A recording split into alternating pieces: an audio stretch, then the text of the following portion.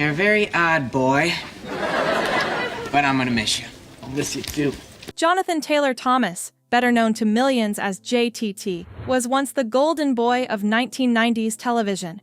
With his magnetic charm, sharp wit, and undeniable screen presence, he became one of the most recognizable faces of the decade. But behind the fame and fandom lay a story far more complicated. What really happened to the boy who had it all? Why did he disappear just as he was reaching the height of his fame? And why, decades later, are so many people still asking where he went? Jonathan was born in Bethlehem, Pennsylvania, the second child of Claudine Gonsalves and Stephen Weiss. His parents would eventually divorce, an event he has rarely discussed in public, but one that quietly shaped the background of his early life. Raised primarily by his mother, Jonathan's early years seemed unremarkable. But that would change quickly. Thanks to a blend of natural charisma and a camera-ready smile, Jonathan found himself stepping into the world of show business at a young age. Commercials came first, then modeling. But it didn't take long before casting directors realized he was more than just a cute face. He had real talent. In 1991, he landed the role of Randy Taylor, the clever, sarcastic middle son on what would become one of ABC's most successful sitcoms. Acting alongside Tim Allen and Patricia Richardson, Jonathan instantly stood out. Audiences loved him, critics praised him, and before long, he wasn't just a supporting actor, he was a phenomenon. Posters of his face lined bedroom walls across America.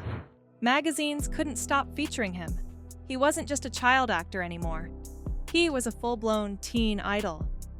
But even at the height of his fame, something about Jonathan was different from other young stars.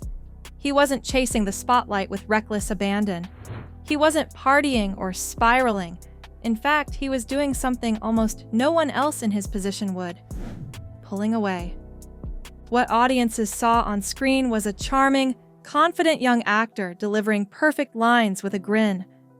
But off-camera, life for Jonathan Taylor Thomas was far more intense and far less glamorous. As one of the busiest child actors of the 90s, Jonathan was working hours that would exhaust most adults, reportedly up to 9.5 hours a day. For a kid still juggling school and a skyrocketing career, the pressure was relentless. Every scene, every public appearance, every interview came with a price. Time stolen from his childhood and a growing burden on his physical and emotional well-being. In rare moments of honesty, he let the cracks show. He described the exhaustion, the juggling act between filming and homework, and how he frequently battled migraine headaches while still expected to perform on set like nothing was wrong. Behind that polished TV smile was a teenager quietly burning out. In a 1996 interview with Premiere magazine, Jonathan broke the illusion. He called Hollywood neurotic and weird, and you could tell he meant every word. Even then, at the peak of his fame, he was already questioning the cost of staying in the spotlight. While other young stars chased parties and fame, Jonathan sought refuge in something more grounded: normalcy. He preferred time with friends who weren't actors. He avoided red carpets. He never seemed intoxicated by the attention. In truth, he was already looking for a way out. That exit came sooner than anyone expected. In a move that shocked fans and left his own castmates reeling, Jonathan abruptly left Home Improvement before the show's final season wrapped. Most assumed he'd be back for the big series finale. He wasn't, and that decision created waves behind the scenes. Patricia Richardson, who played his mother on the show, later admitted his absence was a sore point. Tim Allen, who had played his father figure both on and off screen, voiced confusion. Jonathan had told them he needed to focus on school, and while Allen said he respected that, he also acknowledged that his own public comments about the situation might have hurt the younger actor. But for Jonathan, this wasn't just a career choice. It was something deeper. His departure marked the beginning of a long, deliberate retreat from the industry that had once made him a household name. He wasn't chasing another role. He was chasing something else entirely: peace. As Jonathan Taylor Thomas's star rose, so did the spotlight, and not always in ways he welcomed. Like so many young celebrities, he became a target for relentless media speculation. But, in his case, the rumors turned deeply personal. Even as a teenager, and still underage, tabloids swirled with invasive gossip about his sexuality. The whispers weren't subtle, they were cruel, unrelenting, and entirely inappropriate. The most glaring example came during a 1998 appearance on The Tonight Show. Host Jay Leno, ignoring all boundaries of decency, bluntly asked Jonathan if he was gay, right there, in front of a national audience. Jonathan tried to brush it off with humor, but the moment was painfully awkward. About 2 years ago, people went, Jay, he's gay. He's gay. I know. My friend knows a guy who knows a guy who knows him, who knows a guy. And I would see, and it would pop up in the end. Did this drive you nuts? Well, you pretty much in Hollywood, you're not anyone until it's rumored that you're gay. So, I wasn't that upset about it. And not that there's anything wrong with it. And not that there's anything wrong with it. But no, they're rumors, and you should always be kind of careful with that internet stuff. Yeah, but you're not, are you gay? No. I'm it's fine. I'm not. If you want to come out, it's fine. Ladies and gentlemen, we're about to have a dramatic breakthrough. It was a harsh reminder of how toxic and dehumanizing fame could become, especially for young stars who never signed up for that level of scrutiny. And it wasn't just the media. Some fans took their obsession to alarming levels. Jonathan once shared with the New York Times that fans had tracked him down during filming in remote Canadian wilderness, just to catch a glimpse of him. It was flattering, sure, but it was also overwhelming. He appreciated his fans, he said, but living in constant service to that attention. It wasn't sustainable, and it wasn't healthy. After stepping away from Hollywood, Jonathan did something rare for a former child star. He disappeared into the world of academia. No paparazzi, no red carpets, just textbooks and classrooms.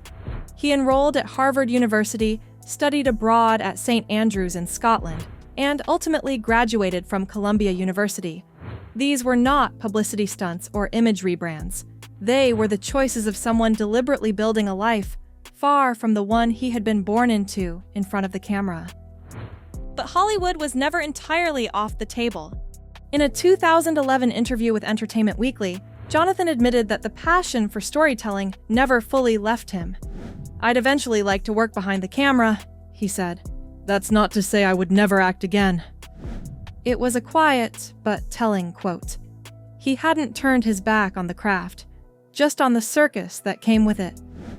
Then, out of nowhere, a spark of nostalgia lit up fans' screens. In 2013, Jonathan made a surprise return to television, reuniting with his old on-screen dad, Tim Allen, on the sitcom Last Man Standing. He didn't just act, he shadowed directors, explored what life was like behind the scenes, and seemed to be inching back into the world he'd once left behind. But if fans hoped this marked the beginning of a full-blown comeback, they were quickly let down. Jonathan appeared in just 4 episodes between 2013 and 2015. And then, nothing. According to Tim Allen, Jonathan was nervous during filming and still trying to find comfort in an industry that had once taken so much from him. After that brief window, he stepped back again.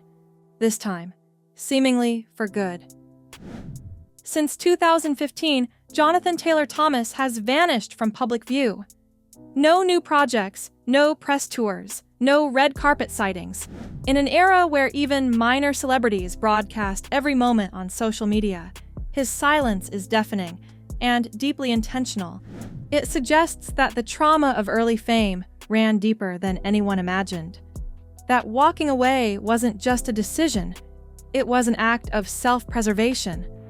While many saw him as the perfect child star, talented, disciplined, down to earth, behind that image was a young man quietly weathering a storm.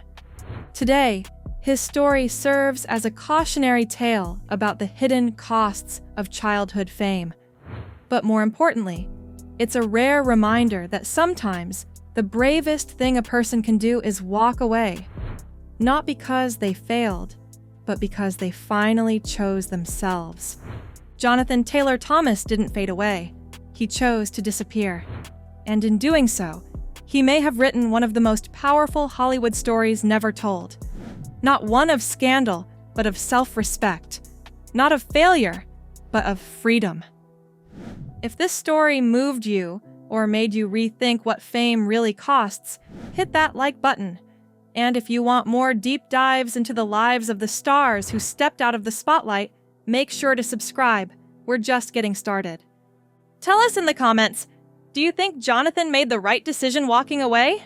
Or do you wish he'd made a comeback? We read every comment.